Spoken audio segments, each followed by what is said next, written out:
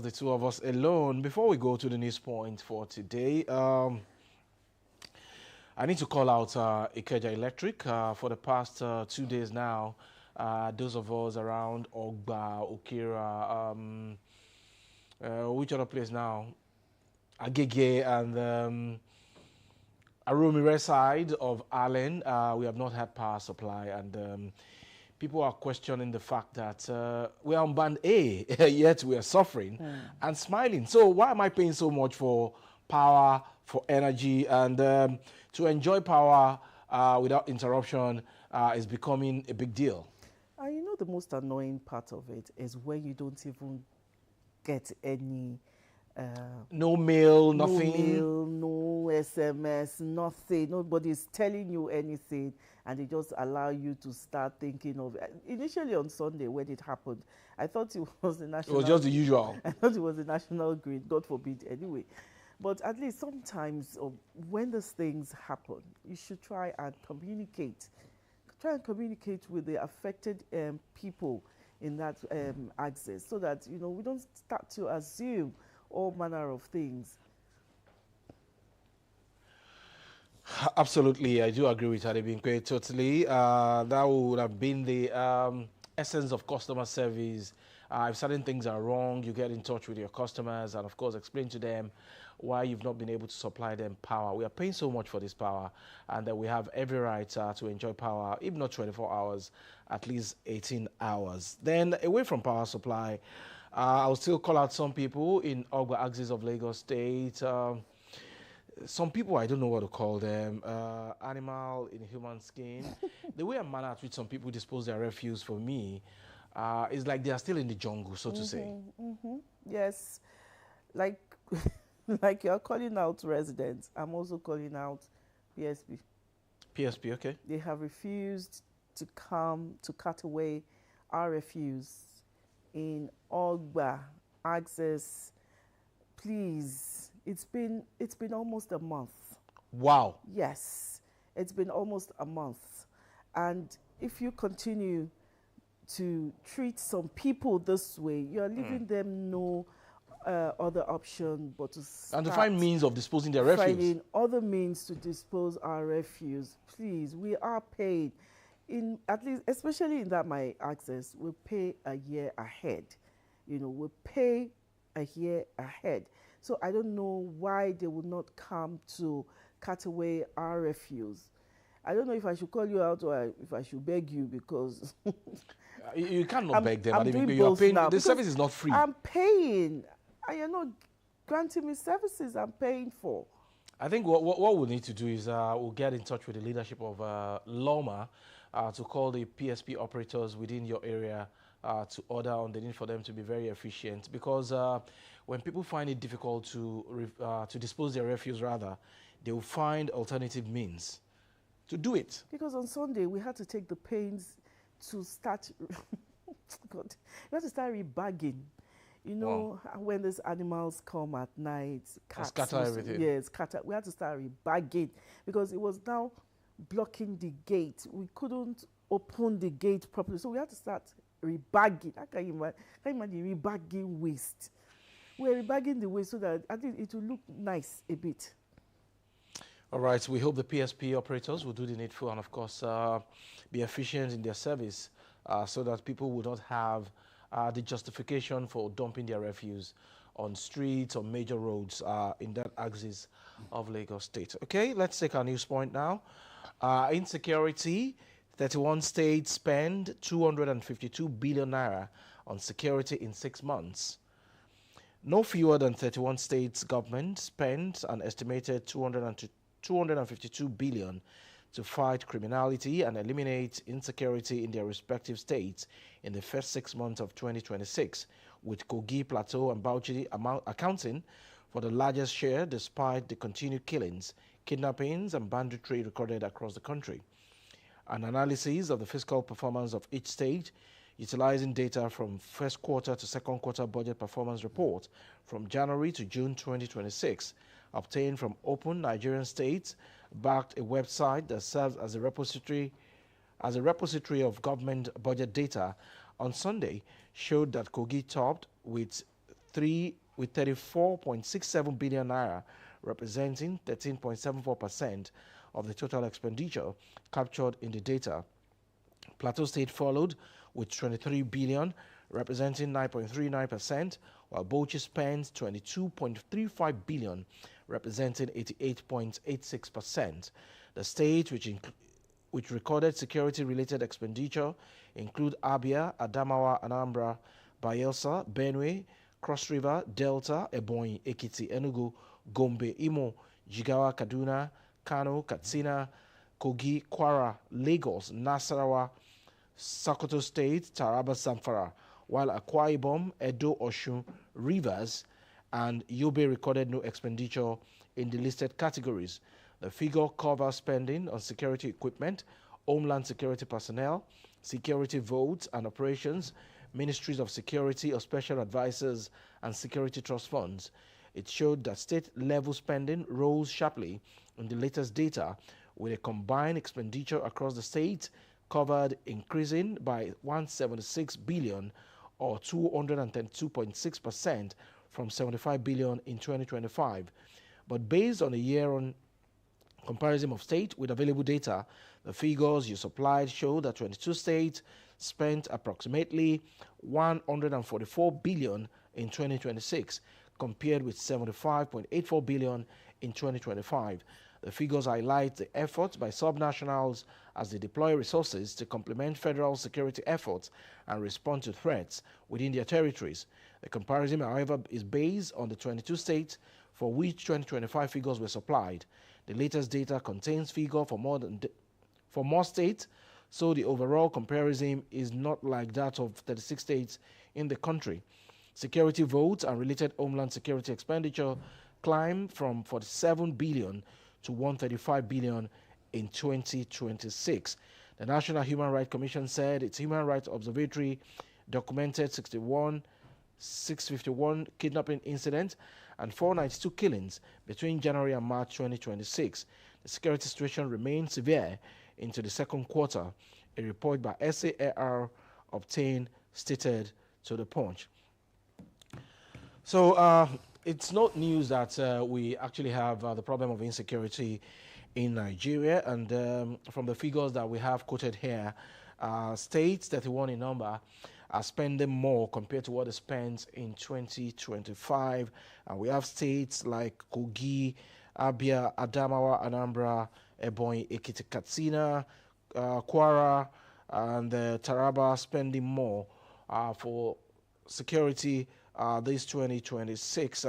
They're just complementing the effort of the federal government in tackling the problem of insecurity in the country. But the question this morning is, will things change, or will things have changed if we have accommodated the creation of state policing system in our constitution as we speak today? Because 252 billion should have been expended on something else that would have added value to the lives of people. Okay, that question will be answered maybe when the state policing has started. Insecurity will, of course, increase. Budgets for it will increase because of what is happening across the country. Even areas that, we have never ever thought that, we'll start to experience things like that are beginning to experience things like that. I used to think that Lagos is so open that, you cannot, feel or see anybody being kidnapped. But it happens, but it's not as high as it is in other states. So yeah, I like the fact that the state government are also complementing what the federal government is doing to eradicate insecurity in our country. Okay, from insecurity, we move to the education sector. WAEC under fire over 2026 results, alleged grading anomalies. The West African Examination Council is facing growing scrutiny over the integrity of its newly released 2026 West African Senior School Certificate Examination results for school candidates, as school administrators and education advocates allege grading anomalies and technical glitches linked to the expanded computer-based testing rollout. The concerns follow complaints from school administrators and education advocates who claim that some high-performing students received low grades than expected based on their academic records and performance in other standardized assessment. Speaking in an interview with our correspondent on Monday, the director of Impact Eye Model School, Mowe, Ogun State, Sam Abdulaziz, said the school had observed a decline in its student performance in the 2025 and 2026 WAEC result, despite retaining its teaching staff, improving its facilities, and intensifying examination preparations. He said the school had been presenting candidates for WAEC since 2017 and had recorded strong performances, particularly in mathematics and English language. Abdulaziz recalled that in 2024, all 45 candidates presented by the school for mathematics obtained A1. However, he said the situation changed in subsequent years following the introduction of serialization and CBT. This year, out of 69 children we presented for JAMB, over 30 of them had more than 300 in JAMB. And you know that JAMB is completely CBT, Abdulaziz said. He added that none of the school's candidates scored below 200 in the UTME, attributing the performance to extensive preparations. According to him, the school conducted 22 mock UTME examinations before the actual exam, with students regularly using computers to simulate the examination environment. He said the disparity became more noticeable when the WASC results were released. Abdulaziz said the school recorded only about 3 or 4 A1 grades in mathematics among its 69 candidates, despite previously recording significant stronger results. In mathematics, we had children who had up to 98 in mathematics during UTME. Now the A's we have in mathematics may be about 3 or 4 out of 69. He also expressed concern over the English language results, noting that some candidates who performed strongly in the UTME did not obtain the grades the school expected in WAEC. The school director said the institution had maintained a strong teaching workforce, noting that it did not employ teachers with qualifications below a second-class upper degree. However, Abdulaziz said the school encountered technical difficulties during a mock examination conducted by WAEC. They did the first day, the system could not connect to their own server. They came the second day, they did it, but it was not successful. According to Abdulaziz, WAEC eventually approved the school to conduct a paper examination, despite the school having facilities for CBT. Well, it's a very long read, and so many school administrators are complaining about the WASC result for 2026, and Aziz, one of the school owners in Ogun State, is also complaining here. And some of the glitches that we have experienced lately coming from JAMB, coming from WAEC, I really do not understand. If we know we are not ready for computer-based exam, why are we rushing? I thought this was a test run. Was it a test run or the real results for WAEC? Yes. Is it a test run or the real results? Anyway, Nigerians are unchanged. They don't see eye to eye. If children or if students have been more exposed to computers, you see, this is what I say, that, I think most schools just pay lip service to all this, oh, we're digital, oh, we're computer-based.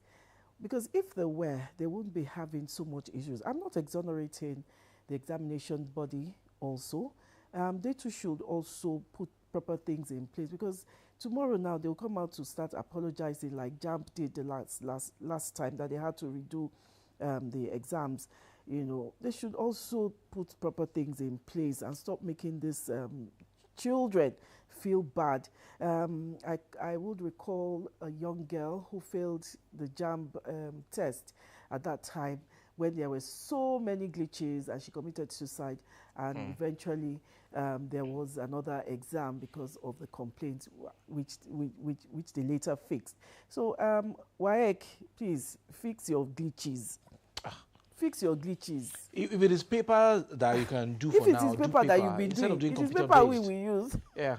We And will you have use to write and write and we write. We will write. More paper, please. Write. More paper. Your friends will be looking at you like, what are you writing?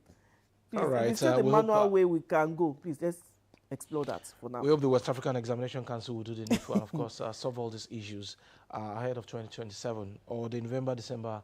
I've forgotten the... I don't understand it anymore. I don't Okay. understand it anymore. Let's have your story on the big page. Inflation eases to 15.43% amid food price surge. Nigeria's headline inflation rate eased to 15.43% in July 2026, but the latest figures from the National Bureau of Statistics showed renewed pressure on food prices, with food inflation accelerating sharply on a month-on-month basis. The NBS disclosed this in its Consumer Price Index report on July 2026. For July 2026, released yesterday, showing that headline inflation fell by 0.48 percentage points from 15.91% recorded in June. However, food inflation, which has a direct impact on household welfare, rose to 5.56% month-on-month in July from 3.75% in June. This represented a 1.82 percentage point increase, according to the statistics agency. The acceleration was driven by higher average prices of several food items, including crayfish, fresh pepper, onions, carrots, rice, water yam, tomatoes, garri, plantain. These are staple foods.